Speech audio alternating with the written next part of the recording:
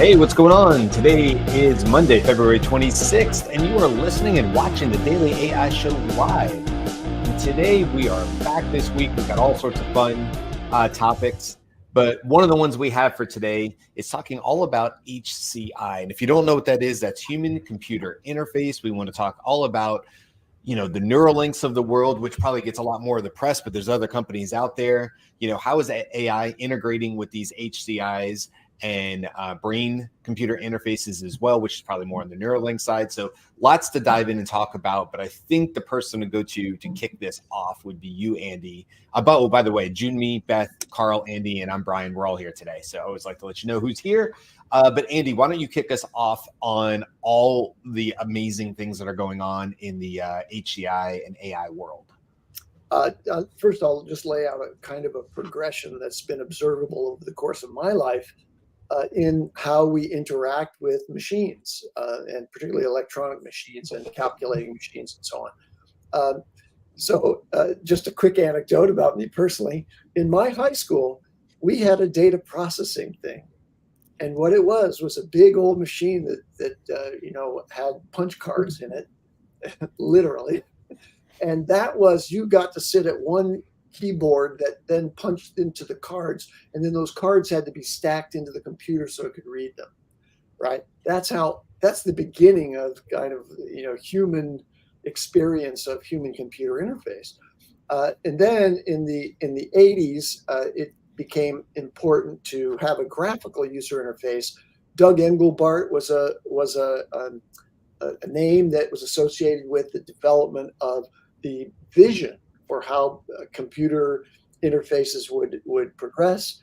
And so the graphical user interface with a screen where you actually have graphic elements and you can have a keyboard and a screen. And then along came the mouse, right? The mouse was a very much easier thing to do than to use a keyboard. You could select things that were graphic representations on the screen.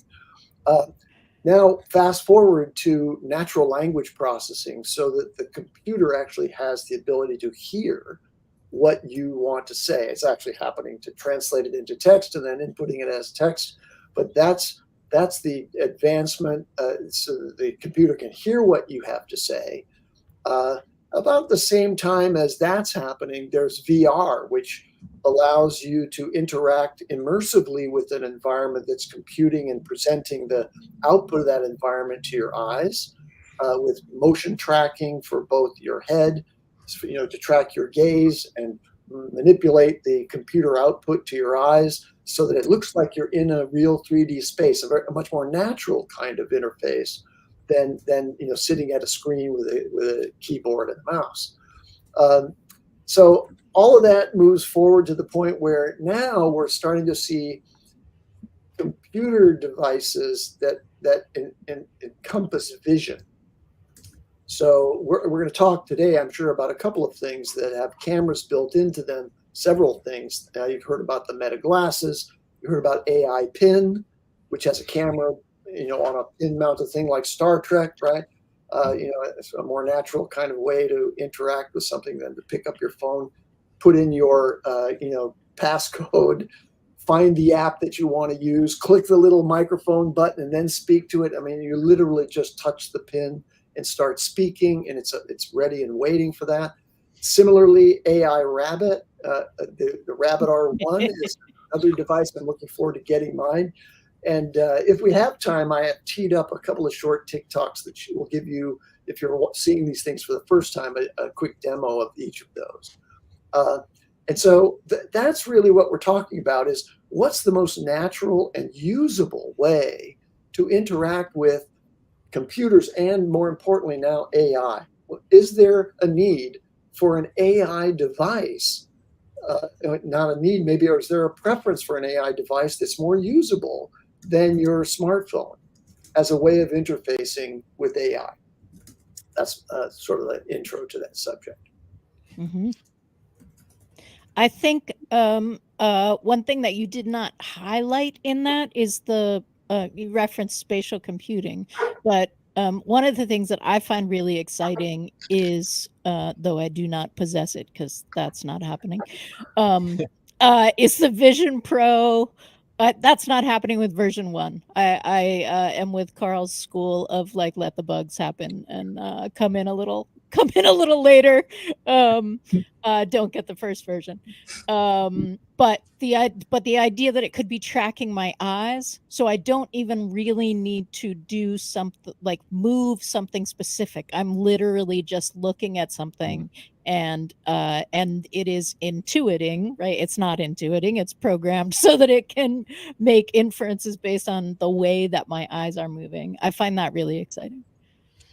And I think there's like that idea, what we saw with the Apple Vision Pro, and God knows there's so many YouTube videos and people using Marcus Brownlee always does a phenomenal job with his breakdowns and stuff like that. There's so many others out there, but the idea that you look and I guess pinch, I don't own it either, obviously, but you just sort of pinch your fingers and you go, okay, that with this camera, my Lumina camera that I'm recording this on, is probably already possible from a desktop scenario as well, where I don't have to wear the interface. So for instance, right now I'm looking in the upper right corner and I'm seeing Beth, but maybe if I'm focusing on Beth talking, Beth's little square in my StreamYard, which is what we're using, gets a little bit bigger for me. And then while I'm talking to Beth or whatever, and then I'm like, Beth stops talking and Jimmy starts talking. Of course, my eyes go over to watch Jimmy's mouth move and Jimmy talk. And now Beth gets a little bit smaller on my screen and Jimmy comes up. And so this idea that we could have this very, very quickly within a Zoom setting, StreamYard setting. And then the same thing with pinching. If the camera is watching me, then it's very, you know, it's not a big leap to say, oh, could I go over and turn back on the music that I do at the beginning of the show and the graphics and stuff by simply looking over to the bottom right of my screen and just clicking my fingers or whatever that feature is. That's an Apple thing, obviously, with the clicking of the fingers. All of that, for everything we're doing on StreamYard right now, probably none of it would really use the mouse, except for when you get back to like needing the keyboard and having to type things in. And I don't know if that becomes like I don't know, Jimmy, is that like a go on mute? And I'm like, I say the thing I want to say really quick, and that's the typing, and then it brings it back. I'm not really sure. Right.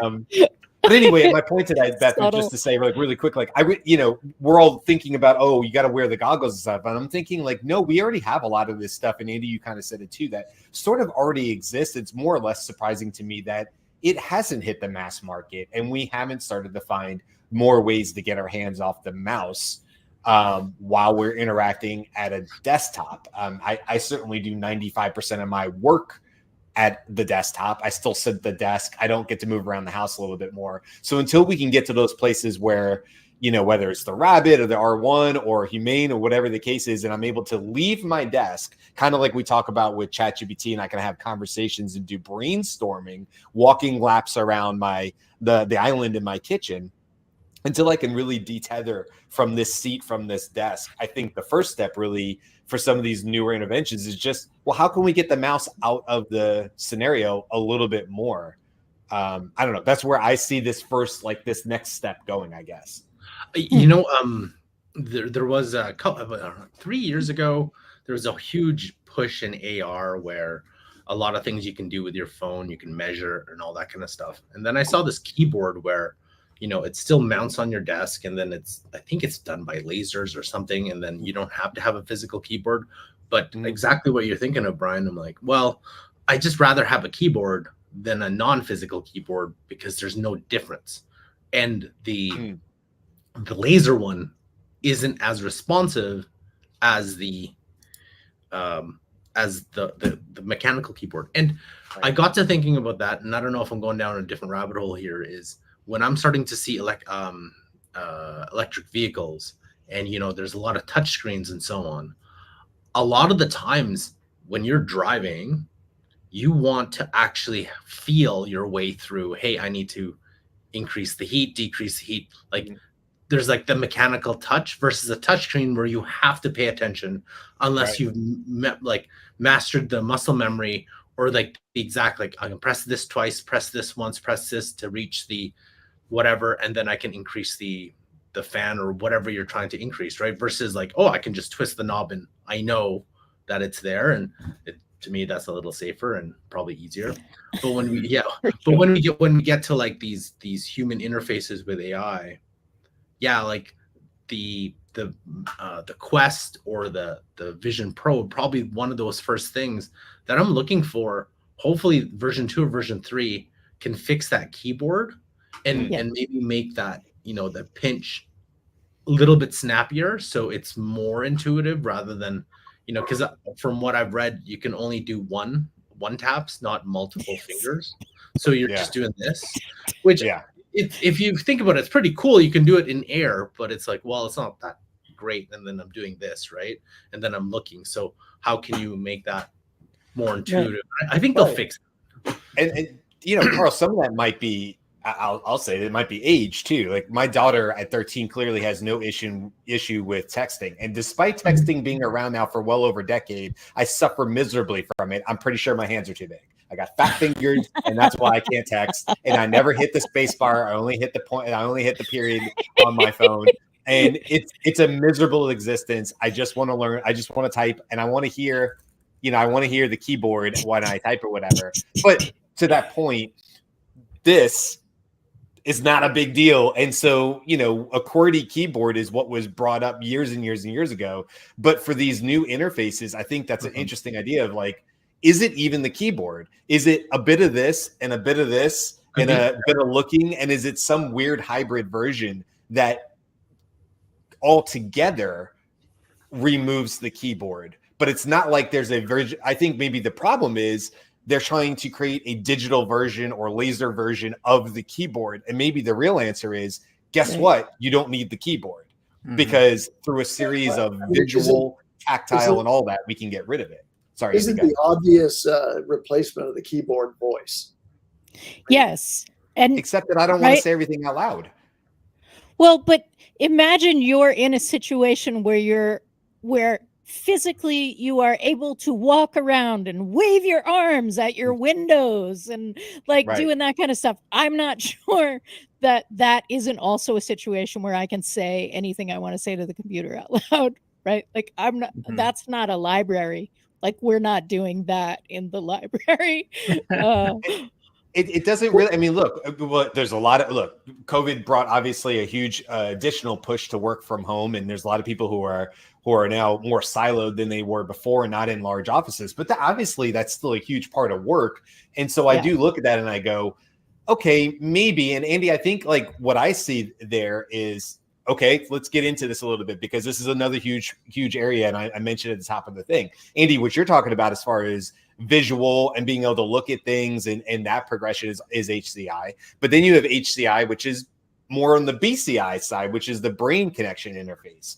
So there's the actual surgical incisions of things like Neuralink, which I didn't realize until I researched it, that the fibers are so fine that it has to be surgically implanted by a robot who has the, dexterity to put all the fibers where it needs to be. You can't even do it by human hand because they're too fine of fibers or whatever, which I found really interesting.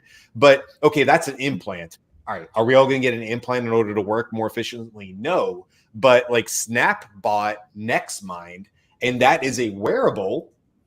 And now that that wearable does not send stuff back to the brain. It's only taking, as far as I understand it, the ECGs, which is the brain waves, and it's interpreting those. Okay, now we have something, right? Because now I already know that there's directional sound. I already know that exists. I've seen speakers. I think they're too expensive to be at the natural thing. But if I sit at my desk and I do this, I'm the only one that can hear the sound. It's always coming directly to my ears. And the idea being if people are next to me in cubicles, they would not be able to hear the sound, despite the fact that I don't have headphones on and speakers. And we know we can do bone conduction for talking. So are we getting close maybe with something like a NextMind where you do sit at your desk and you put on, but it's not covering your eyes. And now I am able to speak without having to type or something like that. I don't know. I mean, I was theorizing, but it seems like that's sort of where this is going, staying short of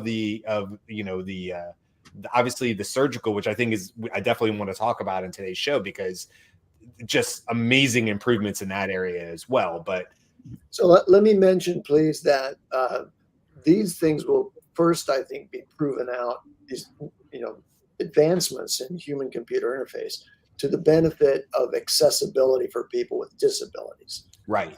So like Neuralink, for example, its first use case is somebody who doesn't have the ability to manipulate a mouse or a keyboard or anything else can now move a cursor with their thoughts on a screen. There's something very similar to that in AI Pin, where you don't have to move. All you have to do is move your hand like this, and you're moving the cursor, right? So gestures are being interpreted by the camera in AI Pin to control a visual display that's projected onto your hand. The camera is good enough that it tracks your hand's position as you're moving it around, and then you have subtle movements of your hand that can move the cursor of the display on your hand. It's very cool. So yeah, all of these things are happening now, but I think they'll find their first uses making it easier to interface with computers for people who don't have the typical skills and or equipment that we have become accustomed to. Mm-hmm. Mm-hmm. And we need to also cover the purpose. Like you, Andy, you've touched upon it. This will be the inroads to help those folks.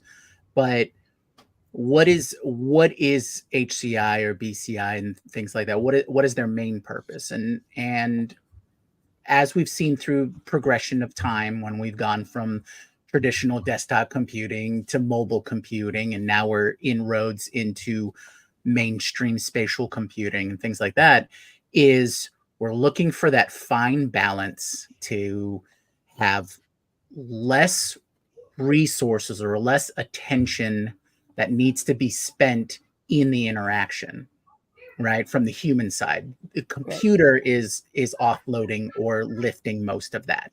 And that gives us more freedom to interact with the world around us, right? Whether that be an immersion kind of thing with like the Vision Pro, for that kind of experience where we're using minimal effort to interact with whatever information, or even like watching a movie, how they are doing it now, things like that. So it's finding that balance between this is what a technology can do. Like Carl said, that laser keyboard thing, that's been around for years, decades, right? It never really worked too well, not enough to, replace a regular keyboard. But those inroads and those kinds of technologies, knowing, where your hands are or your body position and things like that, that's been used in motion capture for years. And just evolving that, those technologies would help alleviate the lift from the human side. So you can have wearables, you can interact with the world with like AR and things like that. And it's all of these layers to help us go from sitting at a computer to where we will be more comfortable as human beings interacting with the world around us, or interacting with the work that we have to do. And I think that's where that fine balance is, and where this technology goes. Nice. I'm with Brian too about it would be happy for me if the human computer interface that had some sort of keyboard could realize that I too hit the period instead of the space bar, and automatically adjust the space bar over like 1 millimeter, right? Like, I don't want you to ask me where I want it because I don't know. You do. Yeah. Right. Or my AI agent knows that I try to hit period instead of space. Yeah. Just move it over. You knew I was trying to hit the space bar. Exactly. That language model, that data collection should be solid at this point as far as going. You have thousands of points of data knowing I screwed it up every single time. No, I agree with you. I think, Jimmy, when you were talking, I was thinking like, aren't we really saying productivity? That's the word that kind of keeps coming back to me. And what I mean by that is we can take productivity we think about it in business terms, which is fine, but also productivity to me could be, I know just my understanding just from knowing people that were friends of my mom's and stuff like that, where there was it was a stroke or something like that. And it was the husband of one of my mom's friends. This is going back to the 80s. And he could do the fairly laborious task of looking at a letter, and then it would write that letter and then the next letter. And so he this gentleman could communicate back with his wife and family, but it took forever, right? Because it was like letter by letter by letter by letter, but it worked. And I mean, outside of that, huge advancements. And obviously, I'm sure that's sped up over the decades as well. But that could be looked at as productivity. We could look at productivity as if it's a like this company, Paradromics, it might be Paradromics, Paradromics. They are specifically looking at brain computer interfaces for severely motor impaired people communicating, enabling social connection. So severely motor impaired people. So with walking, moving hands, artificial limbs, things like this. So that could be looked at productivity, or simply the business model, what we're all talking about, which could be looked at productivity as well, which is if there's better ways for me to interact with the work I'm already doing, and that brings efficiencies to my work day.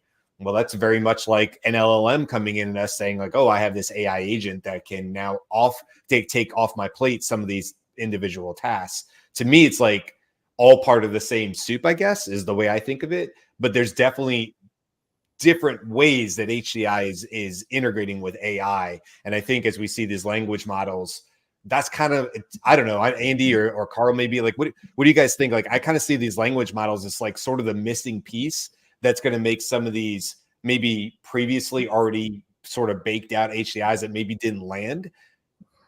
Maybe that's the key that's going to unlock that to bring that to the masses. Yeah, I would say that conversational AI, which is what LLMs accomplish, allows you to tune the instruction to the AI, to overcome mistakes and/or misunderstandings. So that's the back and forth of a conversation that we do as humans to refine our mutual understanding in order to get to a goal. And so, yeah, I think many of the things that were hampered by the inability of the compute side of the thing to actually be in a dynamic conversation that arrives at ultimately an assistant with agency that can act on your behalf. That's the holy grail, is that now you can have multiple modes of communication, whether it's visual, like using a camera, or it's, suppose I have no voice box and I can't really articulate with a voice, but that computer's going to be able to read my lips. We can train that thing to read my lips. So as long as the camera's there, I can speak again, even though I may have lost my ability to communicate. That's a kind of a hacked example of that. But the computers and the advancements of AI are going to make it possible for that side of the equation to be incredibly facile at interpreting and then resolving what it is that the human really wants to do, even if they're massively disabled, all the way up to including a brain-computer interface. Well, haven't we seen, I think that video of like 8 months ago now, of the person with Parkinson's, and then it was like you turn on something, the chip in their brain they installed something, and then the moment it was activated, the amount of shaking and movement like significantly dropped to they can drink a glass of water, which they couldn't do before. They couldn't. Literally moments before, they couldn't bring a glass of water to their lips. Yeah, and that's like noise cancellation inside the human brain. Yeah. And it's an active electronic process that's been implanted that basically adjusts for the misfiring of neurons in there and tempers them, damps them to the point where now command and control from the human's effort, like guiding their muscles, is effective because it's not being overridden by all of this, noise that's been injected. One thing I wanted to ask all of you would be, how some things, and it's hard to see where this is some tech, some things are just maybe either 2, 3, 4, 5 years just ahead of its time. So maybe some things that we've seen in the past was just too early because a dependency on another technology wasn't quite ready.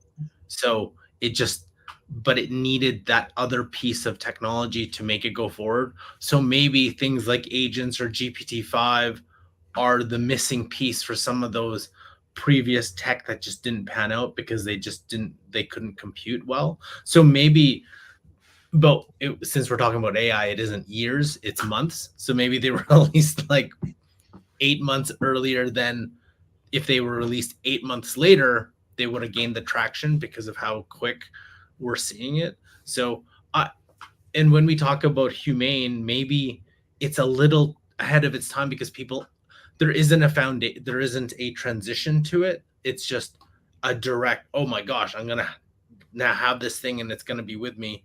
Maybe there's like one extra step that needed to happen before everyone's comfortable with that. And maybe the Vision Pro was that step and then to the next step. I don't know. Yeah, Well, I agree. Usability is a function of simple, intuitive interactions, and then familiarity with those models of interaction with the computer. Now, I'm going to dive down into like the usability of the phone as compared to Humane's AI Pin for the general user. So I kind of alluded to it before, but let me start with the idea of gestures. So we have touchpads on computers now that we didn't have before. They are in effect a replacement for mice and all the multiple buttons on a mouse that can do different actions in effect. But now you can use multiple gestures, if you will, by the touchpad with one finger swiping down does one thing, 2 does something else, 3 going right to left does something else. But that's not that intuitive. You really have to practice and use that. And I would say that the vast majority of users of touchpads don't really understand the full capabilities of the gesture control of the touchpad. Right. Now, but the motivation to do that is, like, I would say the vast majority of people who have carpal tunnel totally get the multiple gestures, right? There's an inherent motivation to, like, okay, this hurts. I will figure out how to do it in a way that's not painful. Right. And you're right that that's not something that the average person. Well, I think we also have to understand that. Oh, sorry. Go ahead, Andy. Oh, I just want to say, like, now on the AI Pin, you see in the demonstrations, I don't have one, and I'd love to have one, but you see in the Humane, reach out to us. Okay.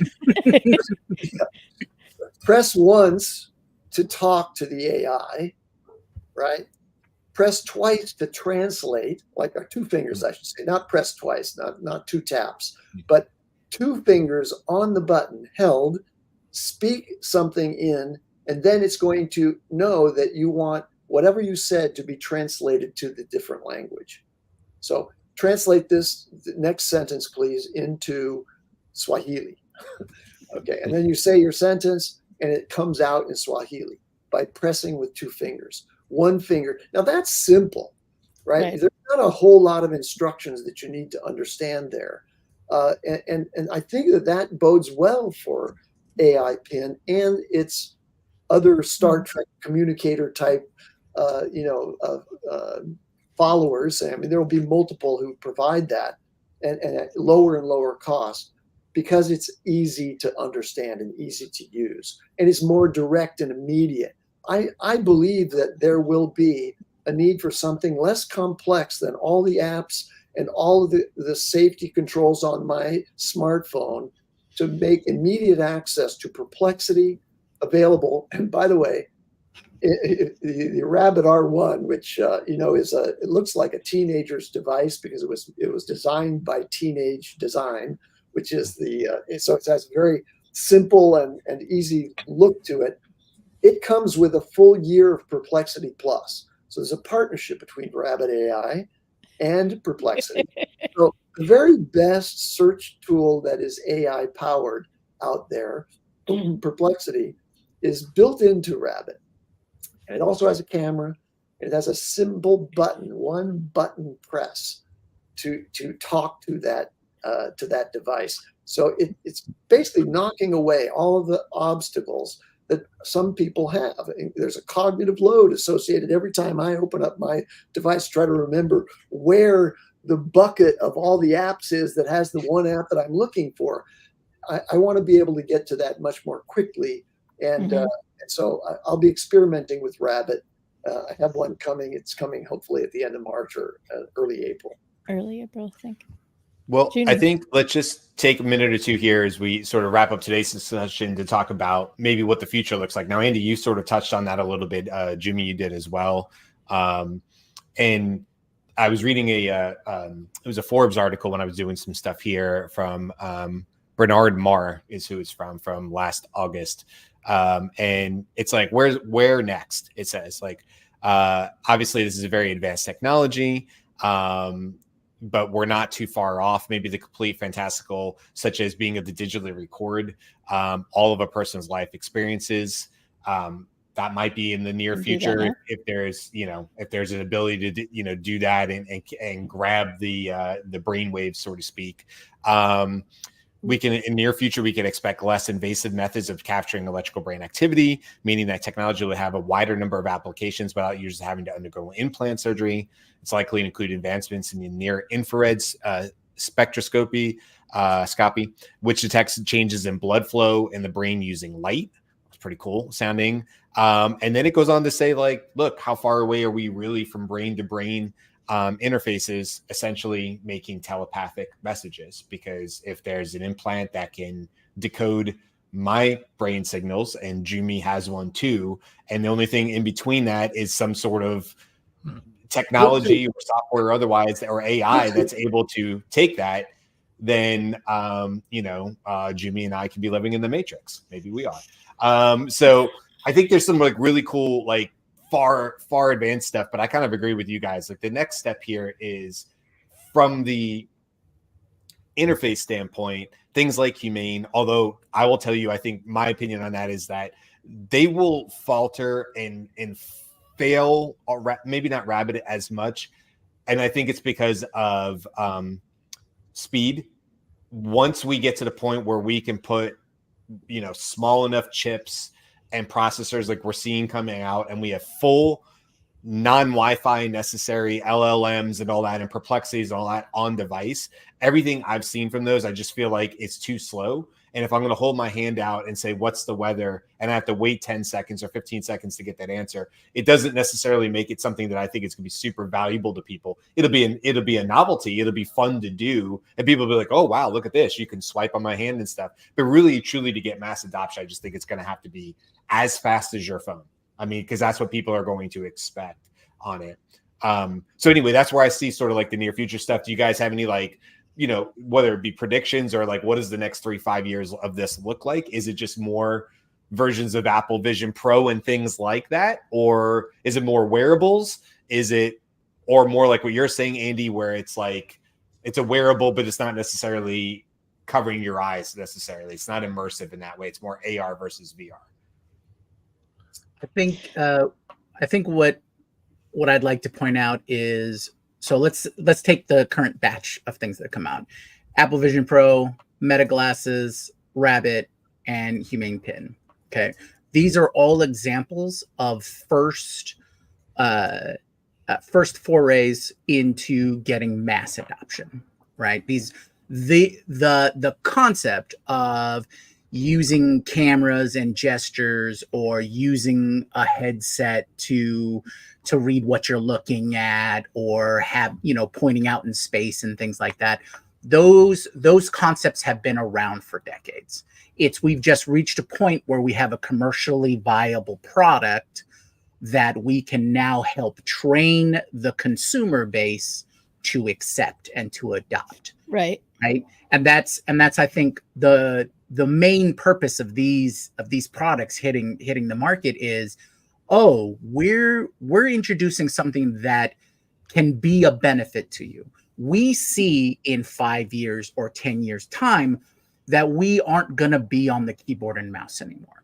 We're going to be moving in this direction where you're doing gestures, or it's following your eye movements, or we talk about things like haptic feedback and things like that. If you're familiar with Ready Player One and the gloves and all those kinds of things, right? That's been around for a very long time, but now we're at a point where the technology can be produced quick enough and cheap enough to get it out there. Are we going to see immediate adoption? No. it's going to take a couple of years until we start to see everyone with a Rabbit or a similar device, or someone with a Pin or similar device, or maybe even a lighter, cheaper version of the Vision Pro.